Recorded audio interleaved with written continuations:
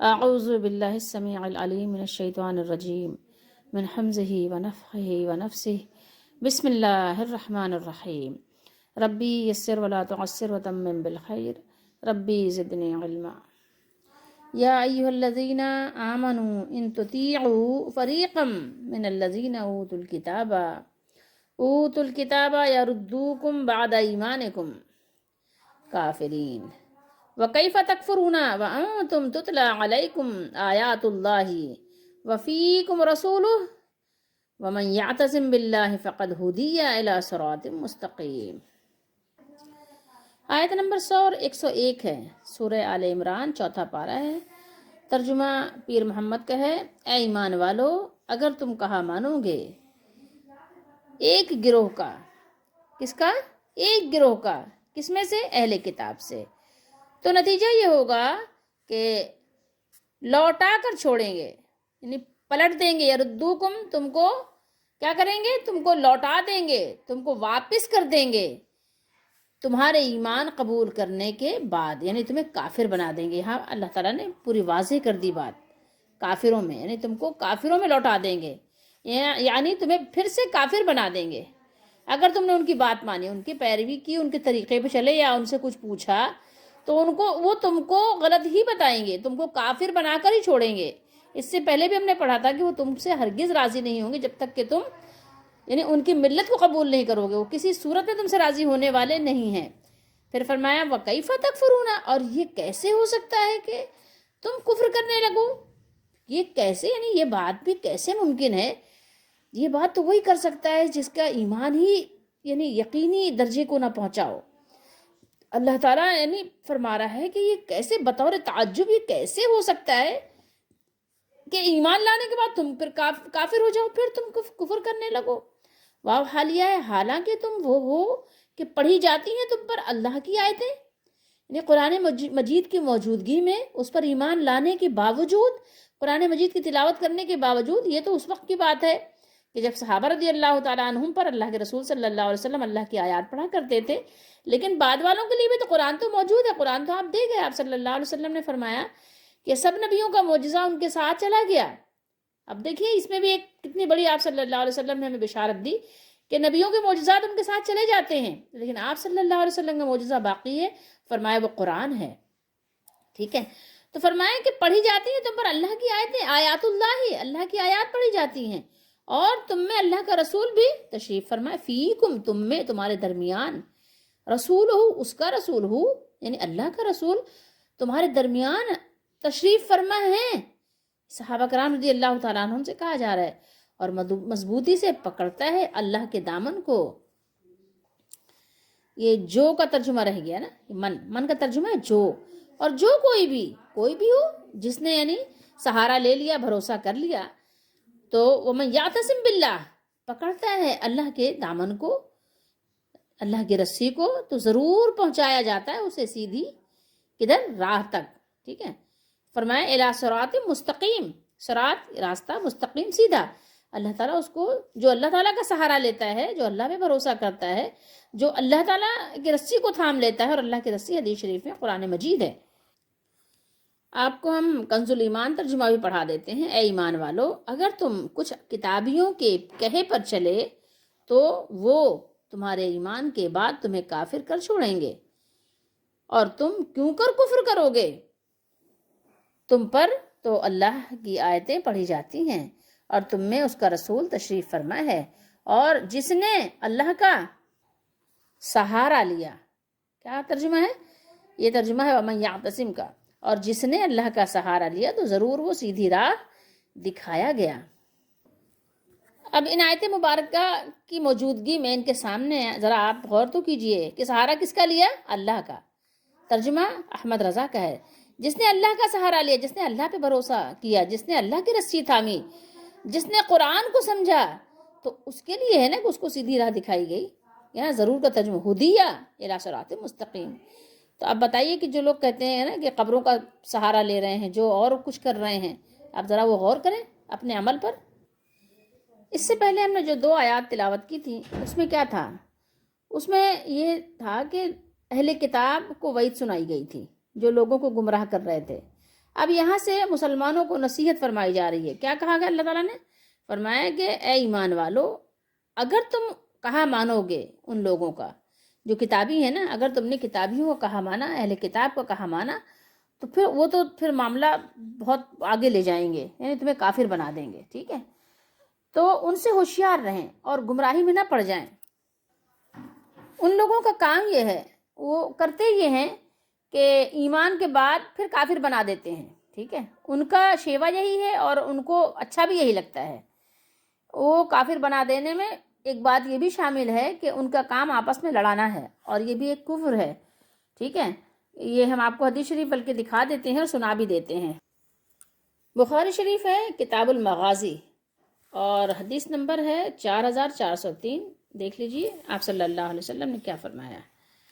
یہ دیکھیے، فرمایا کہ خوب سن لو، اللہ تعالیٰ نے تم پر تمہارے آپس کے خون اور اموال یعنی مال کی جمع اسی طرح حرام کیے ہیں جیسے اس دن، یعنی وہ دن جو تھا جس دن نبی کریم صلی اللہ تعالیٰ علیہ وآلہ وسلم خطبہ دے رہے تھے. ٹھیک ہے، حج کا دن. تو اس دن کی حرمت اس شہر اور اس مہینے میں ہے. ٹھیک ہے، وہ مہینہ بھی حرمت والا، وہ شہر بھی حرمت والا، وہ دن بھی حرمت والا. ٹھیک ہے، ہاں بولو کیا میں نے پہنچا دیا؟ رسول اللہ صلی اللہ علیہ وسلم نے صحابہ رضی اللہ تعالیٰ عنہم سے پوچھا، کیا میں نے پہنچا دیا؟ صحابہ رضی اللہ تعالیٰ عنہم بولے کہ آپ نے پہنچا دیا. فرمایا اے اللہ تو گواہ رہے. 3 مرتبہ آپ صلی اللہ علیہ وسلم نے یہ جملہ دہرایا. افسوس، آپ نے فرمایا ویلکم، فرمایا ویحکم. راوی کو شک ہے، ٹھیک ہے، کہ آپ نے ان دونوں میں سے کون سا صیغہ استعمال کیا. دیکھو میرے بعد کافر نہ بن جانا کہ ایک دوسرے کس کو، یعنی آپس میں مسلمانوں کو ایک دوسرے کی گردنیں مارنے لگ جاؤ، ایک دوسرے کی گردن مارنے لگ جاؤ. رسول اللہ صلی اللہ علیہ وسلم کے الفاظ سنیے. یہ الفاظ آپ نے ادا فرمائے، جو یہی الفاظ تھے، عربی الفاظ. الا ان اللہ حرم علیکم دماؤکم واموالکم کحرمت یومکم ھذا فی بلدکم ھذا فی شہرکم ھذا الا هل بلغت؟ قالوا، صحابہ نے فرمایا نعم، جی ہاں. قالا، آپ نے فرمایا اللہم اشہد، اے اللہ گواہ رہنا. ثلاثاً، 3 مرتبہ. ویلکم، او یا فرمایا ویحکم انظروا لا ترجعوا بعدی، دیکھو آپ پس نہ پلٹ جانا میرے بعد. کفارن، کافر نہ ہو جانا. یضربو، کہ مارنے لگو. بعدکم، ایک دوسرے کی. رقاب بعدن، گردنیں مارنے لگ جاؤ ایک دوسرے کی. یعنی کتنی بڑی ناشکری ہے، کفران نعمت ہے کہ اپنے ہی بھائیوں کو، اپنے مسلمانوں میں اس طرح فتنہ اور فساد برپا کرنے لگ جاؤ، اور ایک دوسرے کو مارنے لگ جاؤ، ایک دوسرے کی گردنیں کاٹنے لگ جاؤ، اور آپس میں ہی فتنہ فساد برپا کرو، اب آپس کا ہی سکون برباد کر دو. کتنی بڑی ناشکری ہے. یہودیوں کے مکر و فریب اور ان کی طرف سے مسلمانوں کو گمراہ کرنے کی مذموم کوششوں کو ذکر کرنے کے بعد اللہ تعالیٰ نے مسلمانوں کو تنبیہ فرمائی کہ دیکھو تم بھی ان کی سازشوں سے ہوشیار رہو. قرآن کی تلاوت کرنے اور رسول اللہ صلی اللہ علیہ وآلہ وسلم کے موجود ہونے کے باوجود کہیں یہود کے جال میں نہ پھنس جانا. ٹھیک ہے، اور اس کا یعنی شان نزول تفسیر وغیرہ میں یہ بھی موجود ہے کہ بیان کیا ہے کہ انصار کے دونوں قبیلے اوس اور خزرج، آپ کو پتہ ہے کہ یہ مدینے میں آباد تھے، ایک مجلس میں ایک دن اکٹھے بیٹھے تھے دونوں. ٹھیک ہے، اللہ تعالیٰ نے دلوں کو ملا دیا تھا رسول اللہ صلی اللہ علیہ وسلم کی برکت سے، آپ کے ذریعے سے. تو یہ باہم گفتگو کر رہے تھے کہ شاس بن قیس یہودی ان کے پاس سے گزرا، اور ان کا باہمی پیار محبت دیکھ کر کیا ہوا، جل گیا، حسد کی آگ میں جلنے لگ گیا، جل بھن کے وہ چلا گیا. اور اس کے بعد کیا کیا اس نے ایک نوجوان کو اس کام پر لگایا، اس کے ذمے یعنی یہ کام لگایا کہ وہ ان کے درمیان جا کر جنگ بعاث جو تھا، جو گزر چکا، اس کا تذکرہ کر کے، جو یعنی ہجرت سے تھوڑا پہلے یعنی یہ جنگ ہوئی تھی آپس میں اوس اور خزرج میں، تو جو ہجرت سے ذرا پہلے ان کے درمیان برپا ہوئی تھی، اور انہوں نے ایک دوسرے کے خلاف جو یعنی اشعار وغیرہ کہے تھے وہ ان کو سنائے. تو اس نوجوان نے کیا کیا، ایسا ہی کیا، جس پر ان دونوں قبیلوں کے پرانے جو جذبات تھے وہ بھڑک اٹھے. ظاہر ہے اندر سے کچھ ہوتی ہے، پھر اس کے علاوہ شیطان تو ہے ہی نا انسان کے ساتھ، نفس کے ساتھ شیطان بھی ہے. تو ایک دوسرے کو پھر کیا ہوا کہ کچھ نہ کچھ کہنے لگ گئے. پھر وہ یعنی جیسا ہوتا ہے کہ کچھ الفاظ ایک دوسرے پر یعنی ڈالنے شروع کر دیے، پھینکے. تو یہاں تک کہ ہتھیار اٹھانے کے لیے للکار شروع ہو گئی. ٹھیک ہے، یعنی اس کے لیے بھی للکار اور پکار شروع ہوئی کہ اور بس قریب تھا کہ ان میں باہم یعنی آپس میں یہ جھگڑا شروع ہو جاتا. تو اتنے میں نبی کریم صلی اللہ تعالیٰ علیہ وآلہ وسلم کو خبر ہوئی اس بات کی. تو آپ صلی اللہ تعالیٰ علیہ وآلہ وسلم تشریف لائے اور ان لوگوں کو سمجھایا. وہ لوگ باز آ گئے اس پر. پھر اس کے بعد یہ آیات نازل ہوئیں، ٹھیک ہے، جو یہاں ابھی تلاوت ہو رہی ہیں، پڑھی جا رہی ہیں. اسلام کے دشمن کا یہ ہمیشہ سے کام ہے کہ وہ کچھ نہ کچھ یعنی اس طرح سے رخنا اندازی وہ کرتے ہی رہتے ہیں. ان کا یہ کام ہی ہے کہ وہ جو رفو چاک ہوتے ہیں وہ کھول دیتے ہیں. ان کو یہ فن آتا ہے، وہ جو شیریں کلامی کو ترش کلامی میں بدل دیتے ہیں. جب رسول اللہ صلی اللہ تعالیٰ علیہ وآلہ وسلم تشریف لائے، آپ نے جب ان کو دیکھا، ان کا یہ حال دیکھا کہ ان کی آنکھوں سے شعلے یعنی جیسے نکل رہے ہیں، آپ نے فرمایا کہ اے اوس و خزرج، تمہیں کیا ہو گیا؟ میری موجودگی میں تم عہد جاہلیت کی رسم کو تازہ کر رہے ہو؟ وہ عداوت اور دشمنی جس کے شعلوں کو اسلام کے ابر رحمت نے بجھا دیا، کیا تم پھر انہیں بھڑکانا چاہتے ہو؟ دیکھو، یہ شیطان کی وسوسہ اندازی ہے اور تمہارے دشمن کی سازش ہے. اور رسول اللہ صلی اللہ علیہ وسلم کا یہ فرمان سن کر ان کی آنکھیں کھل گئیں. یکدم انہوں نے ہتھیار کو زمین پر پھینک دیا، اور وہ آنکھیں جن سے ایک لمحہ پہلے غصہ اور غضب کے انگارے برس رہے تھے، اب وہ اشک بار تھیں. اب وہ اللہ کے ڈر سے آنسو بہا رہی تھیں، اور وہ دوڑ دوڑ کر ایک دوسرے کو کیا کر رہے تھے؟ گلے لگا رہے تھے. پھر اس موقع پر یہ آیت مبارکہ نازل ہوئی، اور پھر اس آیت مبارکہ میں وہ ابدی حقیقت پیش کی گئی ہے جس پر زمانے کی ہر کروٹ نے کیا ہے؟ مہر تصدیق ثبت کی ہے. ہر یعنی زمانہ گواہ ہے اس بات پر. کافروں کا اور مسلمان دشمنوں کا ہمیشہ سے یہ کام رہا ہے کہ کسی نہ کسی انداز سے وہ آپس میں چاہتے ہیں کہ باہم دست گریباں ہو جائیں، کسی اور کو ضرورت نہ پڑے. پہلے وہ آپ کو آپس میں لڑواتے ہیں، تفرقہ ڈالتے ہیں، پھوٹ ڈالتے ہیں. پہلے تو وہ آپس میں لڑواتے ہیں. آج دیکھ لیں، آپ کے سامنے سارے مناظر ہیں. فرمایا اللہ تعالیٰ نے وَأَنْتُمْ تُتْلَى عَلَيْكُمْ آیَاتُ اللَّهِ، فرمایا اللہ تعالیٰ نے یعنی تمہاری طرف سے کفر کا ارتکاب بہت بعید بات ہے، کیونکہ اللہ تعالیٰ کی آیات تم پر پڑھی جا رہی ہیں، اور رسول اللہ صلی اللہ تعالیٰ علیہ وآلہ وسلم بنفس نفیس تمہارے درمیان موجود ہیں. اور جو شخص اللہ کو مضبوطی سے پکڑ لے تو یقیناً اسے سیدھی راہ کیا ہوا؟ سیدھی راہ اس کو دکھائی گئی، سیدھی راہ پہ اس کو چلایا گیا، اور سیدھے راستے کی اس کو کیا کی گئی؟ رہنمائی کی گئی. سیدھے راستے کی طرف اس کو ہدایت کی گئی. تو اس کے آپ اگر دیکھیں بظاہر تو اس کے مخاطب کون ہیں؟ اولین مخاطب تو صحابہ کرام رضی اللہ تعالیٰ عنہم ہی ہیں، لیکن نصیحت کا تعلق تمام مسلمانوں سے ہے. میں اور آپ بھی اس میں شامل ہیں.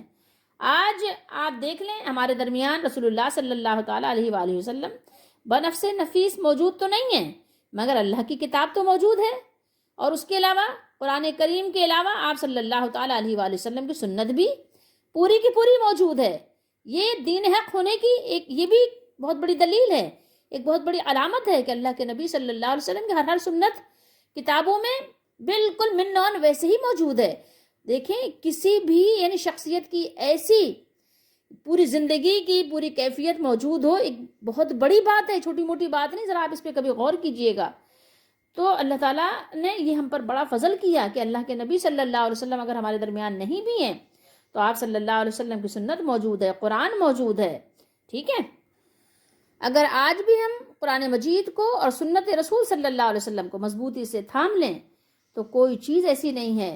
موجودہ فتنے کتنے ہی بڑے کیوں نہ ہوں، اللہ تعالیٰ اس دور میں بھی ہمیں ان تمام فتنوں سے اور ہر قسم کی بدعت سے اور دلالت سے اور گمراہی سے ضرور بچائے گا. اور اس کے علاوہ ایک بات اور بھی ہے کہ اب بغیر دیکھے رسول اللہ صلی اللہ علیہ وسلم پر ایمان لانا اور کتاب و سنت پر عمل کرنا، یہ بہت بڑے ثواب اور بہت بڑے اجر کا باعث ہے.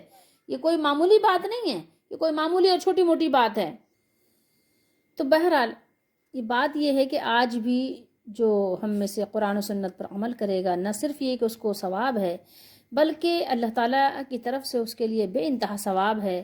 اور سب سے بڑی بات تو یہ ہے کہ اللہ تعالیٰ اپنی رحمت سے اسے جہنم سے بچا لے. ٹھیک ہے، اس کے علاوہ اللہ تعالیٰ جنت میں داخل فرما دے. تو یہ بہت بڑی باتیں ہیں، چھوٹی موٹی باتیں نہیں ہیں، یہ سمجھ میں جب آتی ہیں جب اللہ تعالیٰ دل میں ایمان داخل فرما دیتا ہے۔ مسند احمد کی ایک صحیح حدیث ہے، وہ ہم آپ کو سناتے ہیں۔ یہ ہیں ابو جمعہ حبیب بن سبا رضی اللہ تعالیٰ عنہ بیان فرماتے ہیں کہ ایک دن صبح سویرے ہم رسول اللہ صلی اللہ علیہ وسلم کے ساتھ تھے، اور ہمارے ساتھ ابو عبیدہ بن جراح جو عشر مبشرہ کی صحابی ہیں رضی اللہ تعالیٰ عنہ بھی تھے۔ تو انہوں نے نبی کریم صلی اللہ علیہ وسلم سے سوال کیا کہ کیا ہم سے بہتر بھی کوئی ہے؟ ہم آپ پر ایمان لائے، آپ کے ساتھ مل کر جہاد کیا، اور بلکہ یہ بھی ہے کہ ناشتہ بھی رسول اللہ صلی اللہ علیہ وسلم کے ساتھ کیا۔ تو آپ صلی اللہ علیہ وسلم نے فرمایا نعم نعم، فرمایا قوم یکونون من بعدکم یؤمنون بی ولم یرونی، فرمایا ہاں وہ لوگ جو تمہارے بعد ہوں گے مجھ پر ایمان لائیں گے لیکن انہوں نے مجھے دیکھا نہیں ہوگا۔ اور یہ آیات جو اللہ بیان فرما رہا ہے وَكَيْفَ تَكْفُرُونَ وَأَنْتُمْ تُتْلَى عَلَيْكُمْ آيَاتُ اللَّهِ وَفِيكُمْ رَسُولُهُ، اور تم کیوں کر کفر کرو گے جب تم کو اللہ کی آیات پڑھ کر سنائی جاتی ہیں اور تم میں اس کے رسول صلی اللہ تعالیٰ علیہ وآلہ وسلم موجود ہیں۔ یعنی تمہاری طرف سے یہ کفر کا ارتکاب بہت بعید بات ہے، اور اللہ تعالیٰ تمہیں اس سے بچائے، کیونکہ اللہ تعالیٰ کی یہ آیات اس کے رسول پر رات دن نازل کی جا رہی ہیں، اور وہ ان آیات کی تم پر تلاوت فرما رہے ہیں اور تم تک انہیں پہنچا رہے ہیں۔ تو یہ سمجھیے کہ آیت مبارکہ ایسے ہی ہے جیسے کہ یہ سورہ حدید ہے ہمارے سامنے، اور آیت نمبر 8 ہے، ٹھیک ہے، یہ 27واں پارہ سورہ حدید آیت نمبر 8۔ دیکھیے اللہ تعالیٰ نے کیا فرمایا، اللہ نے یہاں فرمایا کہ وَمَا لَكُمْ لَا تُؤْمِنُونَ بِاللَّهِ وَالرَّسُولُ يَدْعُوكُمْ لِتُؤْمِنُوا بِرَبِّكُمْ وَقَدْ أَخَذَ مِيثَاقَكُمْ إِن كُنتُم مُؤْمِنِينَ۔ کیا فرمایا اللہ تعالیٰ نے؟ پہلے ترجمہ دیکھیے۔ اور تمہیں کیا ہے کہ اللہ پر ایمان نہ لاؤ؟ تم کو کیا ہو گیا؟ تم کیسی ہو کہ اللہ پر ایمان نہ لا تؤمنون باللہ، اللہ تعالیٰ پر ایمان نہ لاؤ یا اللہ کے ساتھ ایمان نہ لاؤ۔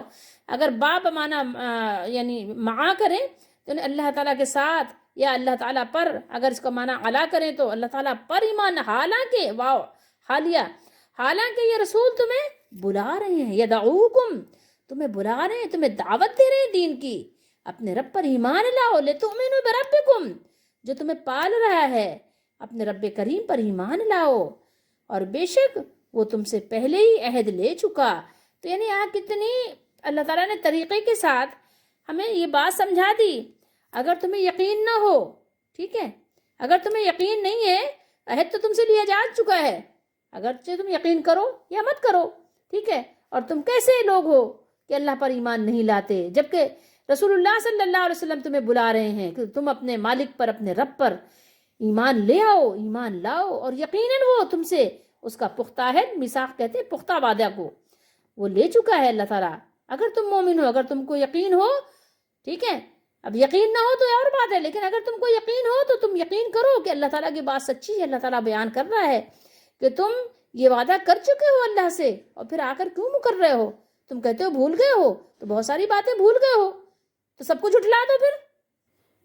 پھر مزید اللہ نے اپنے بندوں کی ڈھارس بندھائی اور فرمایا وَمَن يَعْتَصِم بِاللَّهِ، اور جو مضبوطی سے پکڑتا ہے اللہ کے دامن کو یا اللہ کی رسی کو، وَمَن يَعْتَصِم بِاللَّهِ فَقَدْ هُدِيَ إِلَىٰ صِرَاطٍ مُسْتَقِيمٍ، اور جس نے اللہ کی ہدایت کی رسی کو مضبوطی سے پکڑ لیا تو وہ سیدھے رستے پر لگ گیا۔ یعنی اس کے ساتھ یعنی اس کے ساتھ کیا ہے؟ اس کے ساتھ ساتھ اللہ کی ہدایت کی رسی کو مضبوط پکڑنا اور اس کی ذات گرامی پر بھروسہ کرنا ہی کیا ہے؟ ہدایت کا ذریعہ ہے، اور دلالت اور گمراہی سے دور رہنے کا سامان ہے۔ رشد و بھلائی کا وسیلہ، سیدھا راستہ اور مراد پا لینے کا طریقہ، مراد پانے کا یا مراد پا لینے کا طریقہ کیا ہے؟ یہی ہے، اسی پر سب کا مدار ہے کہ اللہ تعالیٰ پر اپنا بھروسہ جما لو، ٹھیک ہے، اللہ تعالیٰ پر کیا کرو؟ وہ اس کو مان کر اس کو مانو اور پھر اسی پر استقامت اختیار کر لو۔ یہ آیات مبارکہ ایسی ہیں قرآن مجید میں کہ جو بڑی ڈھارس بندھاتی ہیں، بڑی امید دلاتی ہیں کہ تم تنہا نہیں ہو، تم اکیلے نہیں ہو، تمہارا مالک، تمہارا خالق، وہ تمہیں سہارا دینے کے لیے، وہ تمہیں مضبوط بنانے کے لیے، وہ تمہارے ایمان کو قوت دینے کے لیے، وہ ہر وقت تمہارے ساتھ ہے۔ اپنی یعنی علم و قدرت کے ساتھ اللہ تعالیٰ ہمیں ملاحظہ اور مشاہدہ ہر وقت فرما رہا ہے۔ تو اگر کوئی ان آیتوں سے غلط نتیجہ نکالنا چاہے تو بے شک وہ نکالے، یہ اس کی مرضی ہے، لیکن یہ گمراہی ہوگی کہ اگر کوئی یہ نتیجہ نکالے کہ رسول اللہ صلی اللہ علیہ وسلم آج بھی ہمارے درمیان موجود ہیں. کیونکہ اگر آپ پہلی آیت پڑھیں سورہ بقرہ کی، الف لام میم ذالک الکتاب لا ریب فیہ، کیا فرمایا؟ الذین یؤمنون بالغیب.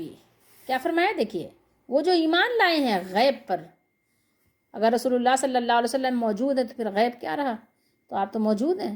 ٹھیک ہے، اس سے کسی صحابہ نے یہ نتیجہ نہیں نکالا.